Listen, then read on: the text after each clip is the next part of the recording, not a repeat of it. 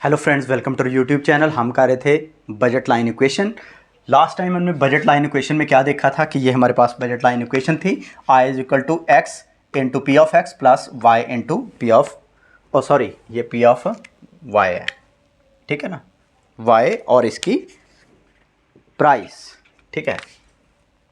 और इसको हमने सॉल्व किया था तो वाई के यूनिट्स के लिए हमने क्या क्या देखा था इसमें कि इनकम डिवाइडेड बाई क्या था कि प्राइस ऑफ वाई, और यहाँ पे क्या था हमारे पास था माइनस, और ये क्या था price of x over price of y, और यहाँ पे क्या थी इनटू एक्स। और हमने देखा कि एक्स के यूनिट्स पुट करके हमें वाई के यूनिट्स मिल जाते थे। कहाँ पर, कब? जब हमारे पास इनकम भी गिवन हो, यानी कि इनकम हमने क्या रखी थी, सपोज किया था कि ये $10 है और प्राइस ऑफ एक्स जो है ये $2 पर यूनिट है, और वाई जो है ये $1 पर यूनिट है। यानी कि अगर एक्स का एक यूनिट लेना है तो $2 पे करने पड़ेंगे, और अगर वाई गुड का कोई यूनिट लेना है, सपोज करें कि कोई भी गुड है जिसको हम एक्स का नेम दे रहे हैं या वाई का नेम दे रहे हैं, और कंज्यूमर के पास टोटल इनकम क्या है जो पॉकेट में है उसके $10, ठीक है। अब ये देखिए कि ये किस तरह से, अगर देखें कि यहाँ पे इसको हम सॉल्व करें तो क्या होगा। अगर हम सपोज करते हैं कि एक्स नहीं ले रहा, एक्स के 0 यूनिट्स हैं, तो हम इस पर या एक्स की जगह पे 0 पुट कर देते हैं, ठीक है। अंडरस्टैंड कर लिया। प्राइस ऑफ एक्स क्या है $2, प्राइस ऑफ वाई क्या है $1, इनकम टोटल क्या है 10, और यानी कि सारी की सारी जो है ना हमने चीज़ें वो जो है ना पुट कर दी हैं यहाँ से। ये डेटा जो हमारे पास है ना हमने इस क्वेश्चन में पुट कर दिया है। प्राइस ऑफ वाई क्या है 1, ठीक है। तो वाई के यूनिट्स कितने कैसे निकल आएंगे, ये 10 माइनस 2, तो 2 को 0 से मल्टीप्लाई किया तो ये 0 ही रह गया, ठीक है। अगर एक्स जो है ना वो परचेज नहीं कर रहा है, उसके 0 यूनिट परचेज कर रहा है कंज्यूमर, तो फिर ये कितने वाई के कितने वो बाय कर सकता है 10 यूनिट्स। तो ये चीज़ है। इसी तरह से अगर यहाँ पे हम 1 पुट करेंगे तो हम देख लेंगे कि वाई के 8 यूनिट्स, अगर जो एक्स का 1 यूनिट है तो फिर वाई के कितने 8। हम इस तरह से एक टेबल बना सकते हैं कि एक्स के कितने यूनिट हों, ये देखिए एक्स के यूनिट्स, वाई के यूनिट्स, और ये कहाँ पर इक्वेशन, यहाँ पे ये इक्वेशन आप रिपीट कर दीजिए। क्या थी ये, एक्स प्राइस ऑफ एक्स और वाई प्राइस ऑफ वाई, ठीक है। अब इसको देखिए कि अगर तो एक्स का 0 है, ठीक है, तो यहाँ पर ये पुट करके आपने देख लिया, ठीक है। एक्स का 0 है, इसको मल्टीप्लाई करें एक्स की प्राइस ऑफ एक्स से, ठीक है ना। अब इस इक्वेशन से नहीं कर रहा, हम डायरेक्ट कर रहे हैं क्योंकि इतना तो मैथ आपको आता ही है ना कि ये जो है ना यूनिट यहाँ पे पुट करें और प्राइस उसकी क्या है $2 प्लस। अब ये देखिए कि अगर ₹2 जो है ना कोई रुपीज़ नहीं इस पे लगा क्योंकि 0 यूनिट है, तो हमारे पास 10 के $10 है ना। तो अगर एक वाई के 1 यूनिट की, यानी कि अगर कैंडीज़ हैं तो वाई क्या है, अगर कैंडीज़ है तो एक कैंडी की प्राइस क्या है $1, तो कितनी कैंडीज़ आ सकती हैं 10 कैंडीज़। तो यो वाई की जगह पे 10 लिख लेना है क्योंकि इसकी कीमत 1 है, ठीक है ना। तो हमारी ₹10 लग जाएंगे, वाई के कितने आ जाएंगे 10, ठीक है। या फिर क्या, ये सारी सिचुएशंस हमने लिख लेनी है कि क्या क्या हो सकता है। अगर एक्स के 1 हों तो फिर वाई के लिए कितनी कैंडीज़ बच सकती हैं, $2 किस पे लग गए। अगर ये जो क्या आइसक्रीम है तो $2 की है, तो 2 जो डॉलर्स हैं वो किस पे लग गए आइसक्रीम पे, कितने बाकी बचे 10 में से 8, तो 8 कितने हो जाएंगे आपकी कैंडीज़ हो सकती हैं, ठीक है ना। अगर आपने 1 जो है ना आइसक्रीम ले ली है तो इसकी प्राइस क्या थी, सॉरी यहाँ पे 1, इसकी प्राइस क्या है, प्राइस ऑफ एक्स $2, ₹2 इस पे कंज्यूम हो गए, तो फिर बाकी 8 यूनिट्स किसके आ सकते हैं, कैंडीज़, यानी कि 8 कैंडीज़ आ सकते हैं। फिर भी 10 पे आपने हर सिचुएशन देखनी है जिसमें 10 जो है ना वो इनकम टोटल 10 जो है ना वो सारी की सारी कंज्यूमर लगा देता है भाई, ये ठीक हो, ठीक है।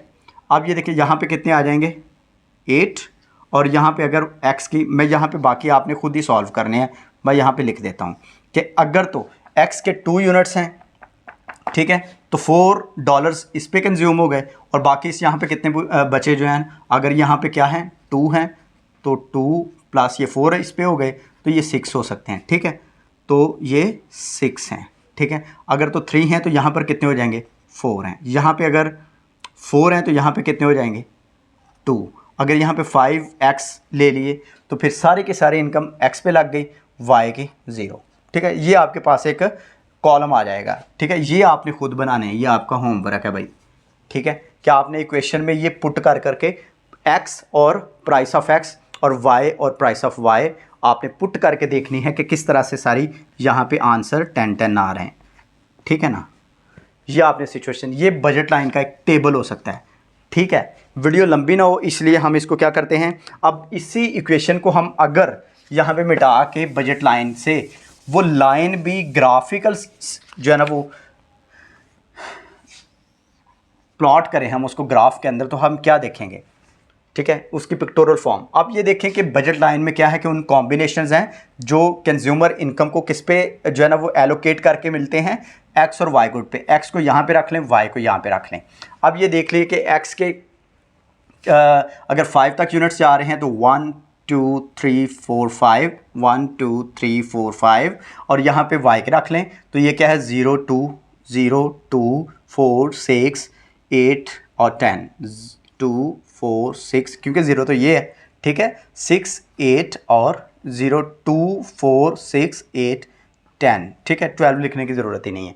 अब ये देखिए कि अगर एक्स वाई के 10 यूनिट्स हैं तो एक्स का 0 है, यानी कि यहाँ के यहाँ ये 0 एक्स के लिए भी यूज़ होता है, वाई के लिए भी, ठीक है। तो यहाँ पर एक्स के लिए अगर 0 है तो यहाँ पे ये वाली सिचुएशन हो सकती है, ठीक है। अब अगर यहाँ पे एक्स के यूनिट्स हैं एक्स गुड के, यानी कि एक्स गुड हमारे पास क्या है, हमने किसको कहा है, एक्स गुड है आइसक्रीम को, ठीक है, मैं लिख भी देता हूँ आइसक्रीम, ठीक है। और यहाँ पे क्या हमने वाई को क्या लिया है, अगर कैंडीज़ हैं तो कैंडीज़ हैं, ठीक है। अब ये एक कॉम्बिनेशन है 0 और 10 का, 0 और 10, 0x और 10y। और फिर क्या है 1 अगर x का यूनिट ले तो कितने परचेज कर सकता है वो, y के 8, तो ये 10, 1 और 8, 2 और 6, 3 और 4, 4 और 2, ठीक है। और अगर 5x के हैं तो y का 0। अब ये 0 जो है ना ये y के लिए यूज़ होगा, ठीक है। तो ये पॉइंट्स हैं जो कि परचेजेबल, ठीक है ना, यानी कि जिनको बाय किया जा सकता है, वो कॉम्बिनेशन x और y के, ये तो यही बजट लाइन है। तो ये स्ट्रेट हो रही है, ये थोड़ी सी टेढ़ी मेढ़ी बन गई है, तो ये क्या है बजट लाइन, आपको इसको B.L कह सकते हैं, ये बजट लाइन है। और इसके नीचे जो भी कॉम्बिनेशंस हों, यानी कि 1 ये और 6 ये वाले कॉम्बिनेशन जो भी हैं एक्स और वाई के, ये सारे जो है ना वो परचेज़ किए जा सकते हैं, ठीक है ना, उस $10 से, ठीक है। और ये इस लाइन के ऊपर जो है ना ये परचेज़ नहीं किए जा सकते, ठीक है ना। तो आपको पता चल गया, अगर ये सारी की सारी इनकम जो है ना वो अगर वाई पे लगा दी जाए 10 यूनिट्स, तो यहाँ पर इसको ये वाई इंटरसेप्ट है। और अगर सारी की सारी इनकम एक्स गुड पे लगा दे अगर कंज्यूमर, तो इसको आप क्या कहते हैं, ये एक्स इंटरसेप्ट है, ठीक है ना। यानी कि यहाँ पे कितने हो जाएंगे, ये 5 यूनिट्स कर सकता है इनकम के, ये income divided by price of x, ठीक है। और ये क्या है, income divided by price of y, ठीक है। सारी की सारी इनकम अगर उस पर लगा दे वाई पे, अगर सारी की सारी पे लगा दे, तो ये लास्ट जो पॉइंट्स हैं ना इनको वाई इंटरसेप्ट और एक्स इंटरसेप्ट कहते हैं। और ये अगर पॉइंट्स हैं तो इनमें आप देख रहे हैं कि एक्स के भी कोई ना कोई यूनिट्स हैं और वाई के भी, ठीक है ना। तो मिलते हैं नेक्स्ट वीडियो में जिसमें हम बजट लाइन को भी यूज़ करेंगे। और प्रीवियसली हमने क्या पढ़ा था पीछे, क्या, इंडिफरेंस कर्व, ठीक है ना, उसमें हमने इंडिफरेंस कर्व पढ़ा था। अब दोनों को यूज़ करते हुए हम कंज्यूमर इक्विलिब्रियम फाइंड आउट करेंगे। और ये एक बहुत बड़ा क्वेश्चन था इकोनॉमिक्स के अंदर, कंज्यूमर थ्योरी में इंडिफरेंस कर्व से जो कंज्यूमर का इक्विलिब्रियम फाइंड आउट करना एक बड़ा क्वेश्चन था जो कि आपने सॉल्व कर लिया। हो सकता है कि आपको वीडियो थोड़ी लंबी लग रही हो, लेकिन बहुत आसान है, ठीक है। आप ये दोनों कॉन्सेप्ट्स को मिला के कंज्यूमर का इक्विलिब्रियम या सेटिस्फैक्शन लेवल देख लेंगे। मिलते हैं नेक्स्ट वीडियो के अंदर।